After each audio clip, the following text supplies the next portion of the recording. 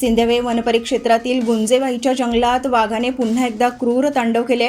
शुक्रवारी 22 मे रोजी सकाळी तेंदूपत्ता संकलनासाठी गेलेल्या 4 महिलांवर वाघाने अचानक जीवघेणा हल्ला केला. या भीषण घटनेत कवडाबाई मोहुर्ले वय 35, अनिताबाई मोहुर्ले वय 35, सुनीता मोहुर्ले वय 33 आणि संगीता चौधरी वय 45 या चौघींचा जागीच मृत्यू झाला. मृतकांमध्ये कवडाबाई व अनिता या सख्ख्या जुळ्या बहिणी असल्याने हळहळ व्यक्त होत आहे. पहाटे 6च्या सुमारास 7 महिलांच्या गटात या महिला तेंदूपत्ता वेचण्यासाठी गेल्या होत्या. दबा धरून बसलेल्या वाघाने अचानक केलेल्या हल्ल्यात चौघींचा बळी गेला.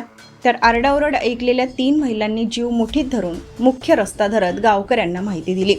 या घटनेमुळे परिसरात तीव्र संताप आणि शोककळा पसरली आहे. संतप्त ग्रामस्थांनी वनविभागाच्या निष्काळजीपणावर प्रश्नांची सरबत्ती करत वनविभागावर मनुष्यवधाचा गुन्हा दाखल करण्याची आणि नरभक्षक वाघाचा तातडीने बंदोबस्त करण्याची मागणी केली आहे. गुंजेवाई परिसरात वाघिणीसह बछड्यांचा वावर असल्याने हा भाग आता डेथ झोन बनला आहे.